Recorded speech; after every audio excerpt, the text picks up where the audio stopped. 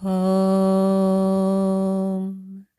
Sahana Vavatu Sahano Punaktu Sahaviryam Karavavahe Tejasvinavadidamastu Ma Vitvishavahe. Om Shanti Shanti Shanti.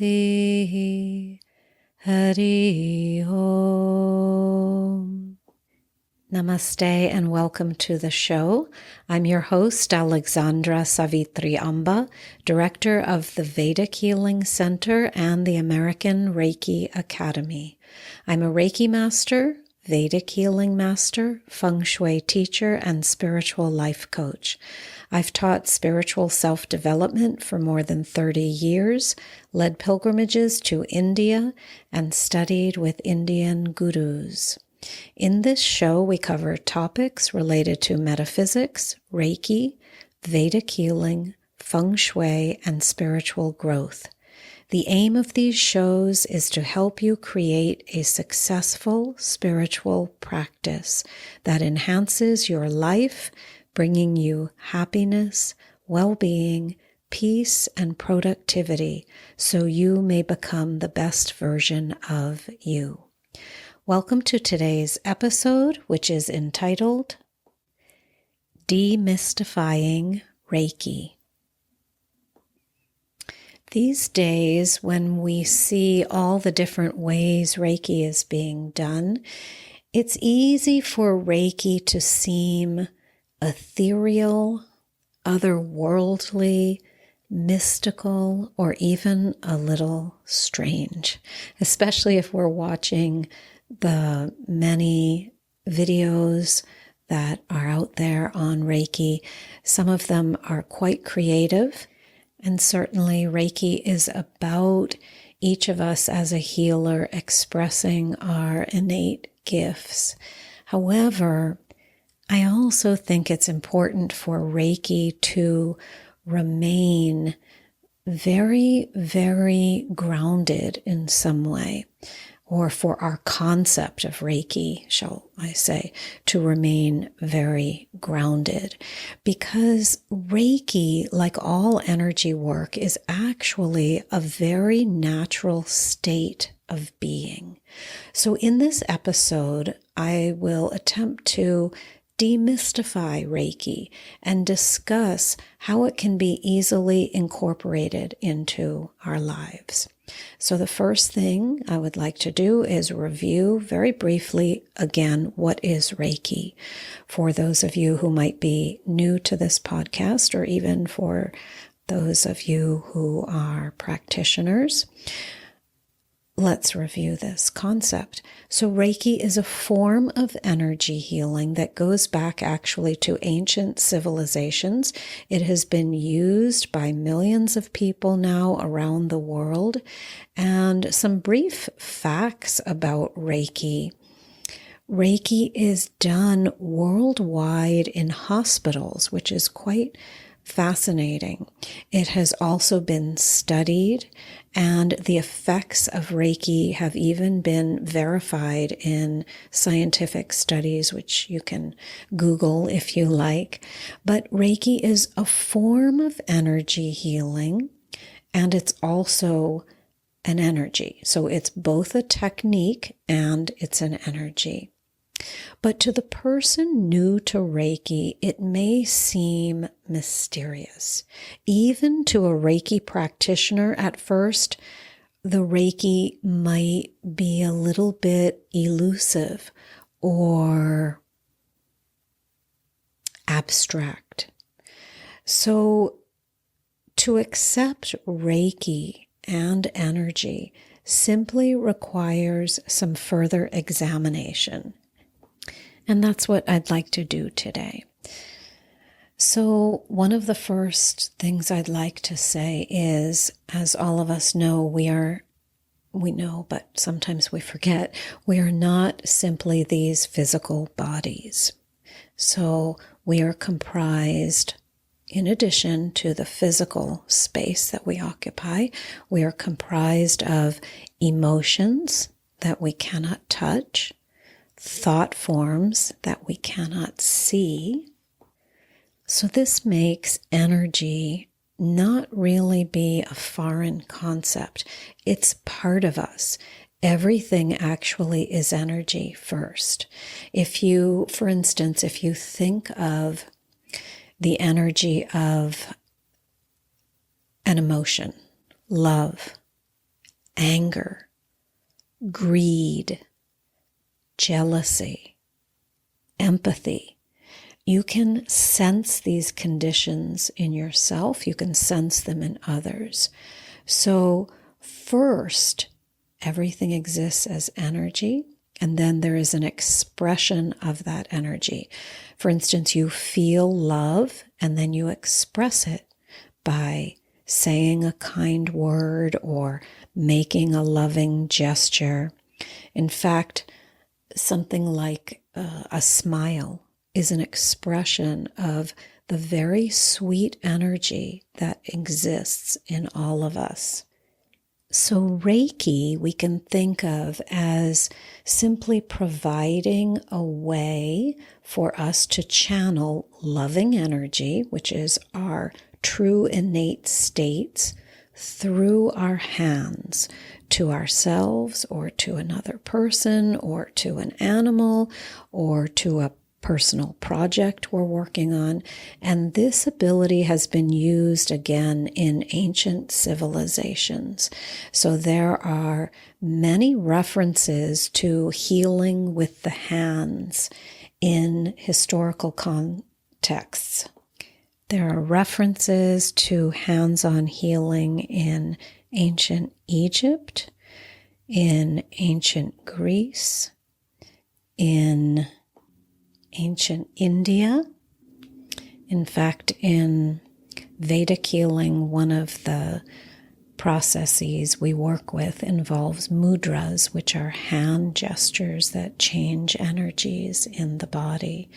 So the movement of energy through the hands has long been used in many different societies, and I've only touched upon a few of them here in these last couple seconds, but I wanted to just say that this is not really a foreign concept. However, it is something we don't learn growing up in school, and for that reason, it probably seems a little bit mysterious when we first think about the concept of energy healing through the hands. But if we start to think about everything as existing first as energy, so as I said, thought forms, emotions, then it isn't really that far of a stretch to say that we are harnessing energy that's in the atmosphere and channeling it through our bodies. And we're simply using our hands as the vehicles to pass that energy out of. And so as a practitioner, we can use crystals, we can use sound therapy, we can use different healing modalities along with the Reiki, but we also must remember how pure and powerful Reiki is by itself. It forms a great foundation for all other healing. Why is that?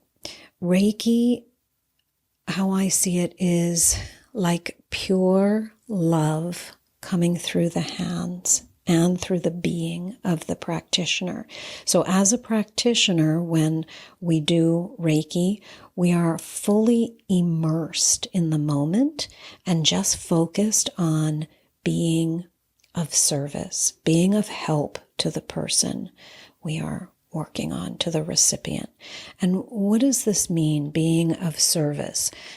Truly being of service to another human being is the ultimate act of kindness that we can perform. It means we are putting our needs, our wants aside to be present with someone else and to be of assistance to that person.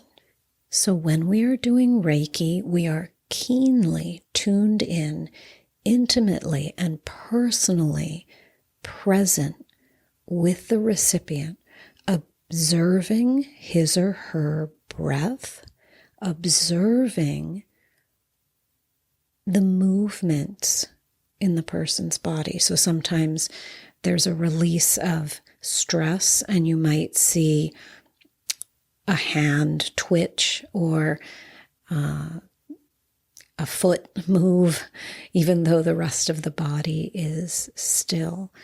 So as practitioners of Reiki, we are very, very quiet, very still, very present when we're doing Reiki. And we are at one with the other person, with the person we're working on, with the recipient. We're taking time to tune into a fellow human being, to see him or her in that moment, in those moments we're together, as a sister or a brother, to feel and sense and understand our connectedness, to try to help physical, mental, emotional, spiritual struggles. It's such a powerful process. So as the practitioner, you get more proficient only, I would say, only with the deepening of your spiritual path. And this occurs in the practice called sadhana, which we've talked about before, the daily practice that we have. So as a Reiki practitioner, you get more intuitive, more powerful, we could say, although that word sounds a little bit competitive, and Reiki is not competitive, but you get more proficient, I guess we'll say, with the deepening of your own path. And proficiency just means tuning in better, becoming more compassionate, becoming more intuitive, understanding the person you're working on. Reiki gives you kind of a grand slowing down, a pause in your life, a pause during the day, and an understanding of the human experience as you convey Reiki healing to someone else. So I hope that maybe has demystified Reiki a little bit. And now I just want to talk about how you can incorporate Reiki into your life. It's not that mysterious. Once we understand this energy is very natural, there's energy all around us. We're made up not only of these physical bodies and the physical things in the universe, there's also a lot of unseen experiences and energies, emotions, thoughts, hanging out all around us and within us. So once we understand this and we learn Reiki, how can we incorporate Reiki into our lives in a way that is very natural? So today I'll give you 5 ways you can incorporate Reiki into your life. The first way is do Reiki daily on something. So this can be yourself, this can be your food, your water, and in fact, it should be your food and water every day.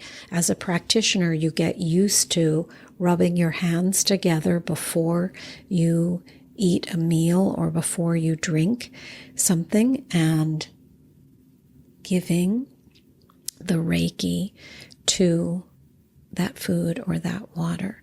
What you're doing is you are purifying the food and the water. You are sending positive energy to what you are about to consume or what you are about to serve to someone else.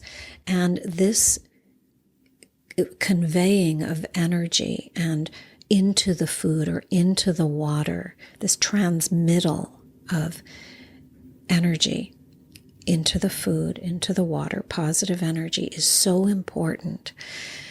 So this should become really very, very second nature to the practitioner.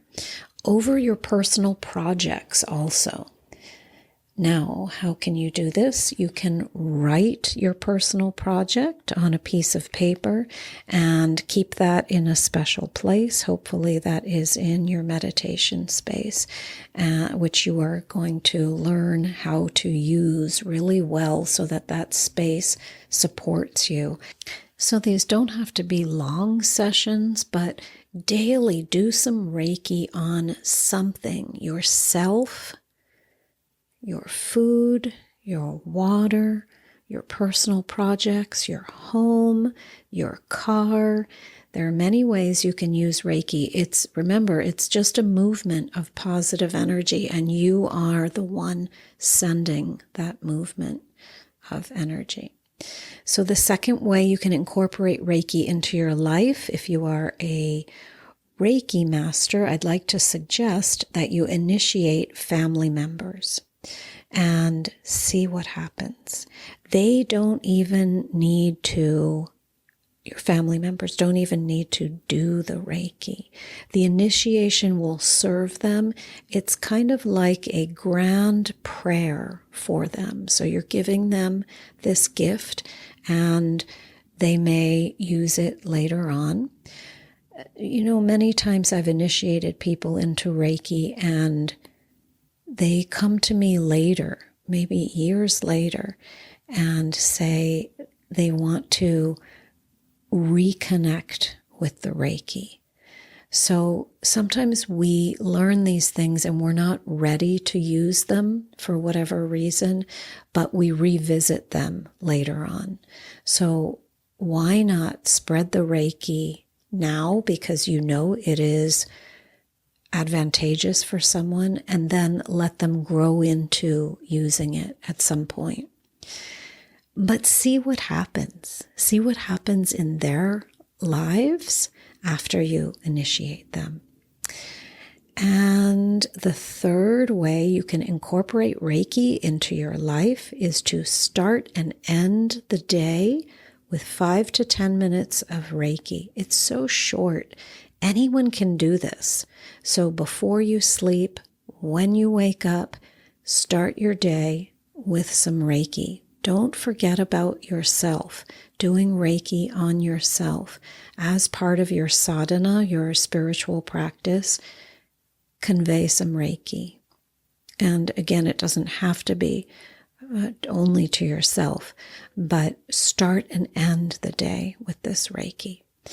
The fourth way you can incorporate Reiki into your life is if you are not a practitioner, seek out a practitioner and try Reiki. Receive it.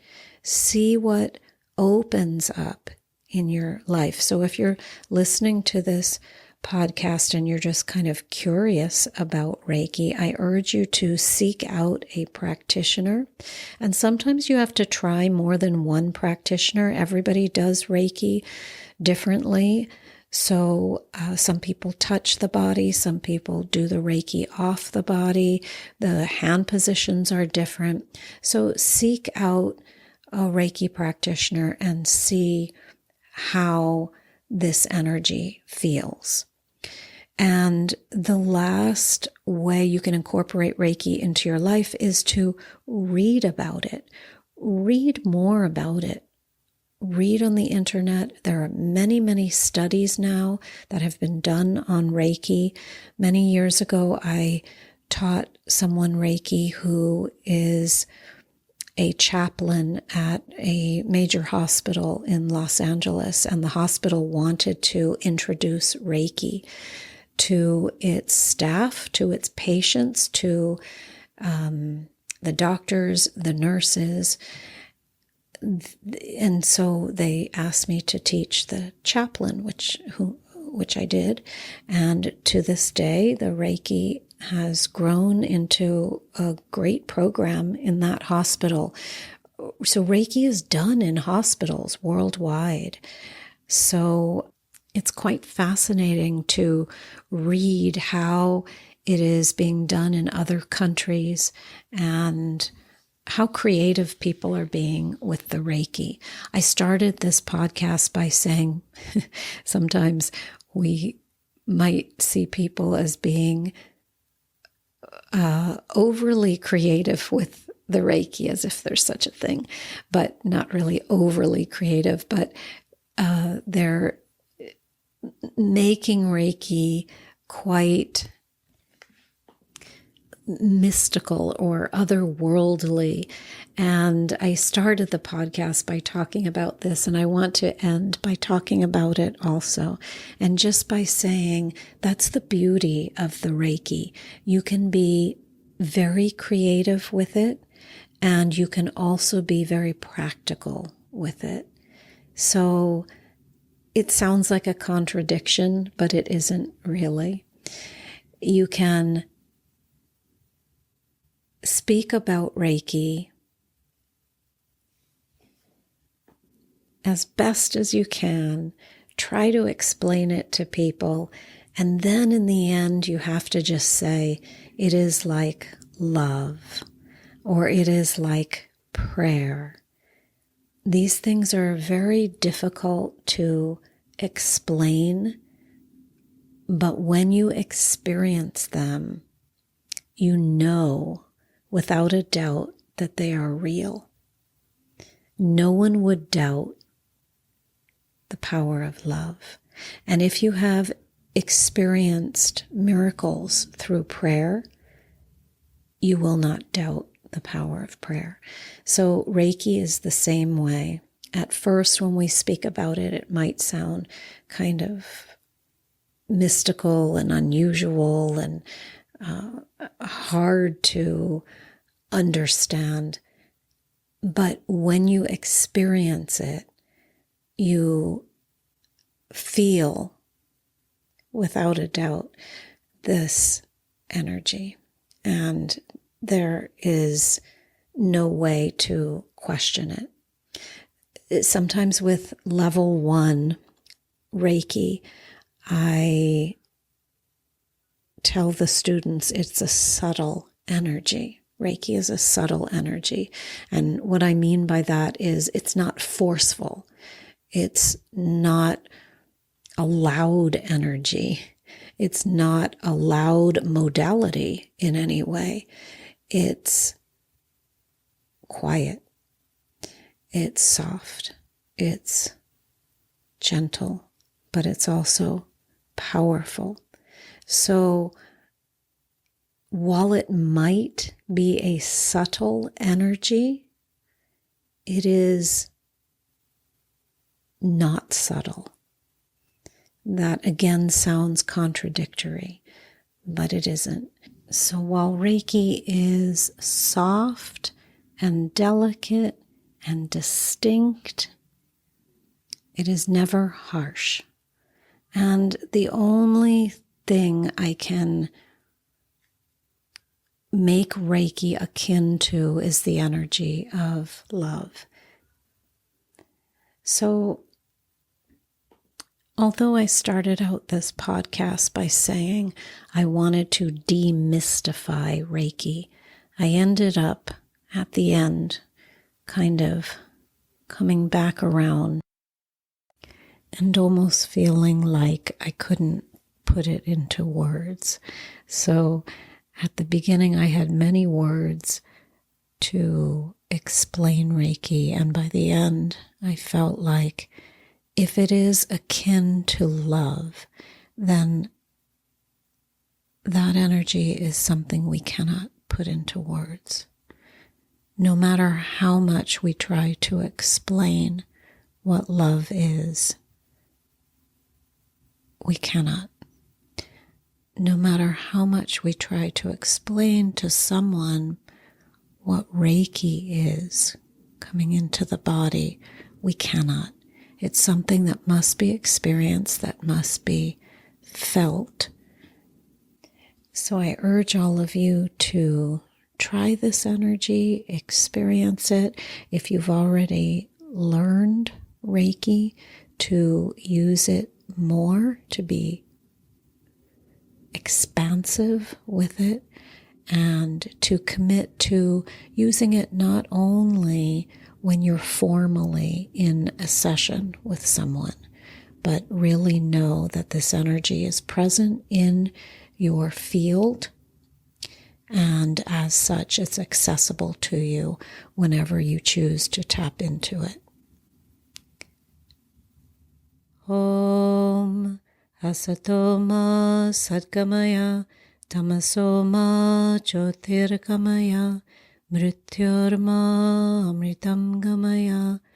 Om Shanti Shanti Shanti. Om Peace, peace, peace. Om Sai Ram, Jai Guruji, Om Amriteshwari Namaha, Hare Krishna, Om Namah Shivaya. I hope you have enjoyed this podcast. Please feel free to reach out. The website again is reikiacademy.org, REIKI academy.org, and there you will find information about Reiki, about Vedic healing, Sanskrit mantra chanting, meditation, feng shui, spiritual self-development. Please feel free to reach out to me with any questions or comments, and I look forward to interacting with all of you. Om Namah Shivaya.